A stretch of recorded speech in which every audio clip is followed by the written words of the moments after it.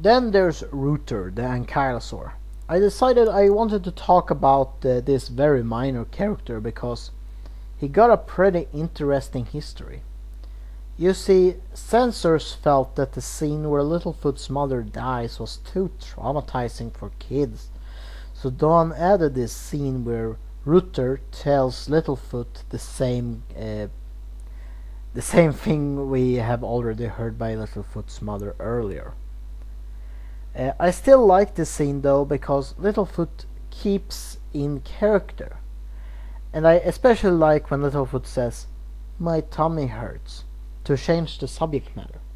What is exactly what people do when they are sad. And then Rooter says, "That too will go with time, little fellow." Only with time.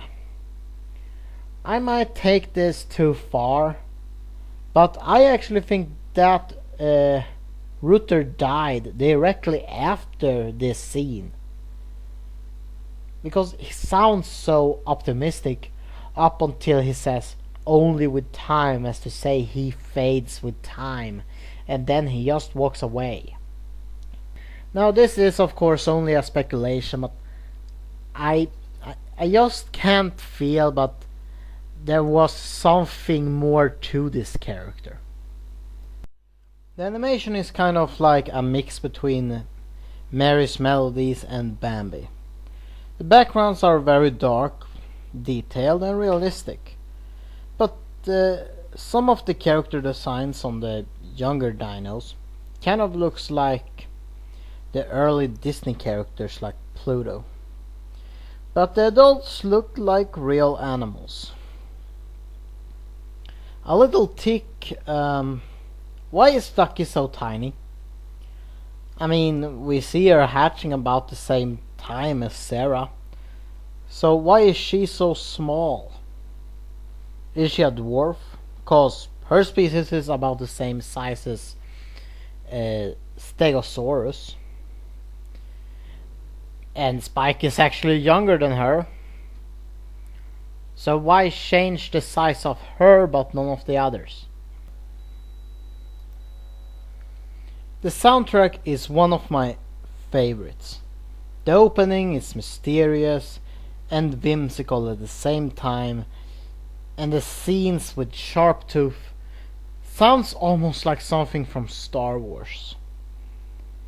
And of course, the music when Littlefoot's mom dies is incredibly powerful. All music fits and enhances the experience of each scene. James Horner composed everything and didn't miss a beat. He has done many works after this, but this is definitely his best. And of course, the film ends on a triumphant note with the song "If We Hold On Together." The morals and themes in this film are a bit jarring for me.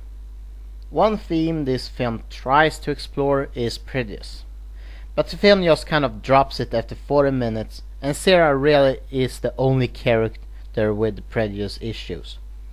You know, she considers her species to be better than the rest. But why then is no one else in the group hateful or, snobby? I can only assume that their parents taught them the same thing.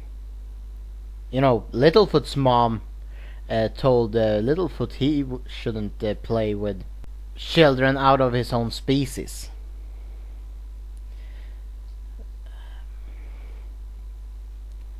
But the theme of unity is definitely strong, which is why their first night together is so moving. Even when Littlefoot makes mistakes, his friends do not give up on him. And when his friends finally do give up on him, out of convenience, he gives them a second chance. I'm split on the theme seeing things with your heart. When Littlefoot asks his mom, "How do you know where the Great Valley is when you never been there?" she says, Something you see with your eyes, others with your heart. Okay, so we prepare for a lot of scientific mumbo jumbo. As far to my knowledge, animals are not born with mental maps. They navigate with their senses and memories. Some animals navigate by the sun, others by landmarks or smells, and some even navigate by their ability to sense Earth's magnetic field. So, how did she know? If her parents know, then why not learn Littlefoot that? Okay, Router's take on it I can understand. That as long as Littlefoot remember his mother and her teachers, she will always be there in his heart. That I can understand, but yeah, this message just never really struck a chord with me. I know I said in the beginning that I wouldn't do that many reviews on dinosaur movies, but this has definitely been an in-depth analysis of the film.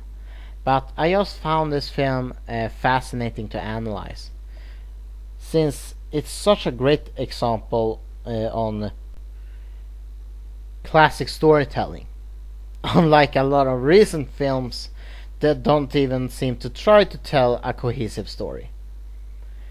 But for the most part, this video series I will only talk out of my ass of what I think about different dinosaur stuff. Next time I will tell you how I would make a great adaptation of Robert Bakker's Raptor Red. See you soon.